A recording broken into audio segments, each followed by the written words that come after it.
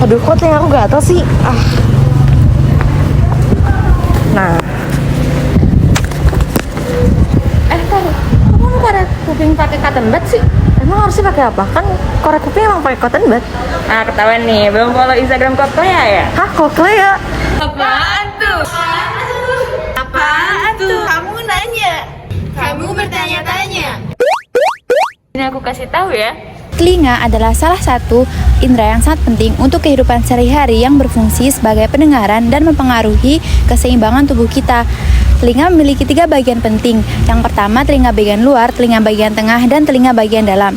Karena memiliki fungsi yang sangat penting, maka telinga harus dijaga dan dirawat dengan baik agar tidak terjadi gangguan pendengaran. Otitis media supuratif kronik atau OMSK ini adalah penyakit di telinga yang terjadi akibat peradangan kronis di telinga bagian tengah dan mastoid, disertai adanya perforasi membran timpani yang persisten dan berulang. Infeksi telinga ini masih sering terjadi dan menyebabkan gangguan pendengaran. Prevalensi OMSK di Indonesia masih cukup terbilang tinggi, yaitu sebesar 3,9%, dan sampai saat ini masih banyak yang meremehkan bahkan tidak peduli dengan keadaan organ mereka sendiri. Akan berakibat fatal apabila tidak ada penanganan lebih lanjut jika terkena OMSK ini. Penyebab paling umum OMSK adalah virus, namun jamur dan bakteri juga dapat menyebabkan OMSK. Mikroorganisme penyebab OMSK adalah mikroorganisme aerob dan mikroorganisme anaerob. Mikroorganisme lain juga seperti jamur. Berikutnya, terdapat beberapa faktor yang menjadi penyebab dari penyakit OMSK tersebut. Yang pertama adalah terdapat riwayat penyakit otitis media akut dan otitis media kronis yang merupakan peradangan pada gendang telinga. Yang kedua dapat juga disebabkan karena efek dari penyakit ISPA seperti batuk dan flu yang terjadi pada anak-anak, dan dapat juga disebabkan karena lingkungan yang penuh dengan asap, serta minimnya akses tenaga kesehatan yang biasanya terlihat di lingkungan yang masyarakatnya berekonomi rendah karena kurangnya kemampuan dalam hal biaya untuk memeriksa. Selanjutnya, terdapat juga gejala-gejala yang terlihat dari penyakit OMSK tersebut, yaitu otorea. Otorea ini merupakan keluarnya cairan dari telinga, dan cairan ini biasanya berwarna bening ataupun berwarna kuning kental. Penderita OMSK ini juga biasanya mengalami tinnitus. Tinnitus itu adalah gejala seperti telinga berdengung dan telinga terasa penuh. Ada juga keluhan seperti vertigo maupun keluhan-keluhan lainnya. Meskipun terdapat banyak hal yang dapat memicu penyakit tersebut, pencegahan itu tetap dapat dilakukan, seperti menjauhkan diri dari lingkungan yang penuh dengan asap, menjalankan pola hidup yang sehat, mengonsumsi makanan yang sehat dan bergizi, dan melakukan vaksinasi. Dan untuk para bayi dapat diberikan ASI eksklusif dan menghindari paparan secara langsung dengan pengidap otitis media. Jadi, otitis media supuratif kronik ini merupakan penyakit yang harus diperhatikan. Oleh sebab itu, perlu adanya edukasi kepada masyarakat untuk lebih peduli dan lebih tahu mendalam tentang penyakit tersebut dan kondisi kesehatan organ pendengaran mereka. Oleh sebab itu, kami, Tutor 2 NBSS, mengadakan suatu program yang bernama Koklea, Kesehatan Optimal Telinga Awal Tahun. Dan sesuai dengan namanya, program ini kami jalankan di awal tahun 2023 yang kami tujukan kepada seluruh masyarakat, baik secara offline maupun secara online melalui media Instagram. Koklea bertujuan untuk meningkatkan pemahaman dan pengetahuan masyarakat mengenai kesehatan telinga. Masyarakat juga diharapkan bisa lebih peduli terhadap kesehatan telinga dan gangguan pendengaran yang masih sering dijumpai. Dengan meningkatkan pemahaman dan pengetahuan masyarakat, diharapkan masyarakat menjadi lebih paham dan juga mengetahui cara-cara membersihkan telinga yang benar dan tidak terjerumus ke dalam cara yang salah seperti menggunakan cotton bud. Festival Gagasan Koklea ini kami lakukan secara luring di Puskesmas Cijagra Bandung. Selain itu kami juga melakukan dengan menggunakan poster, dan sebelum kami melakukan edukasi kepada masyarakat, kami telah terlebih dahulu konfirmasi kepada Dr. THT. Selain itu, kami juga melakukan edukasi melalui platform Instagram agar informasi yang disebarkan dapat menjangkau masyarakat yang lebih luas.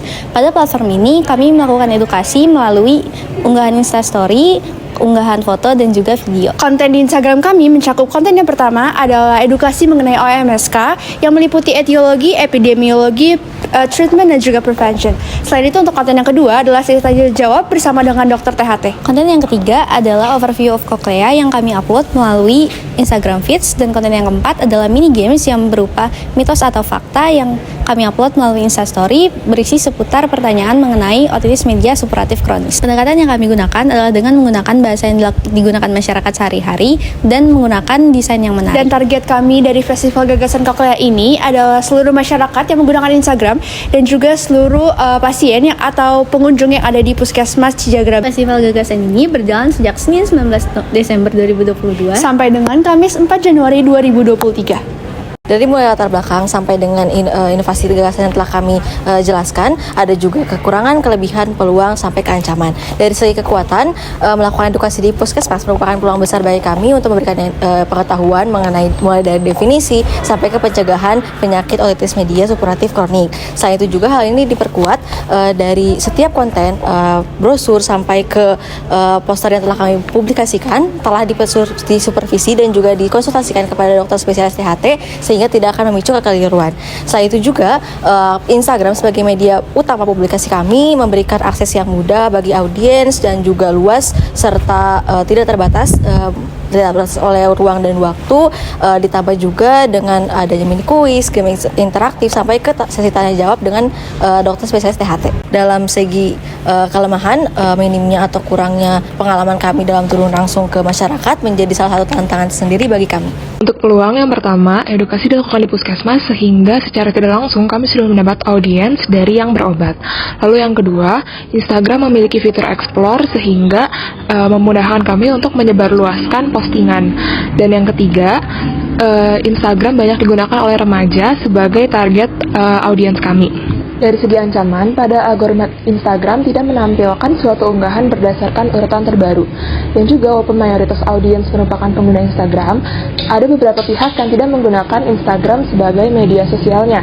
Contohnya seperti golongan orang tua.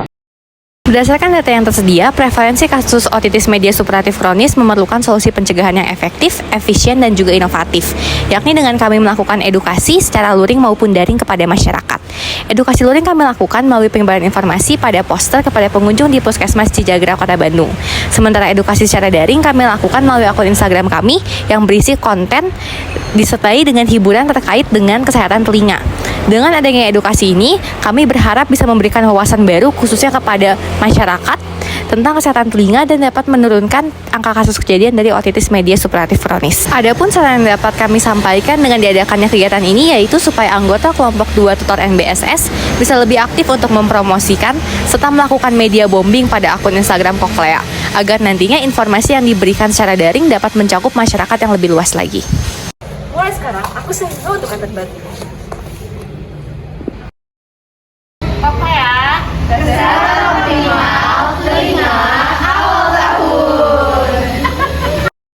Yuk simak kegiatan kami di Puskesmas Cijagra Baru Bandung. Media supuratif kronis itu tuh peradangan pada telinga yang terjadi terus-menerus dan kalau nggak diobatin itu bisa menyebabkan pecah gagal telinga. Biasanya OMSK ini tuh disebabkan oleh bakteri dan jamur. Di gejala-gejalanya nih ada gambarnya. Biasanya tuh telinganya jadi keluar cairan, terus cairan itu juga berbau.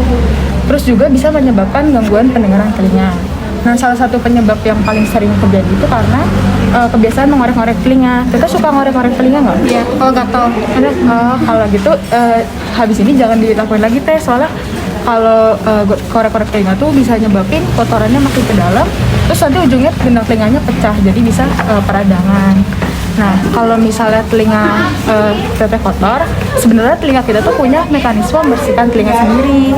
Cuma kalau misalnya emang kotornya sudah mengganggu, kita bisa langsung ke dokter THT buat lakukan pembersihan telinga. Terus kalau pakai tetes telinga? Oh, kalau pakai tetes telinga sebenarnya boleh. Cuma kalau misalnya lebih baik langsung ke dokter THT. Cuma asal selama tidak mengganggu, boleh pakai tetes telinga.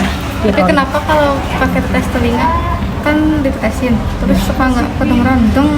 Iya, mungkin kalau dari itu karena tipe kotoran telinga tetehnya kan mungkin karena kalau kotoran telinganya basah. Kalau dari aku sendiri kan tipe kotoran telinganya basah, jadi kalau misalnya ditetesin itu bisa ngembang, berarti teteh tuh kurang cocok pakai ear oil, jadi mending langsung ke dokter THT. Iya, gitu teh. Ada yang mau ditanyain lagi? Udah nggak? Ada?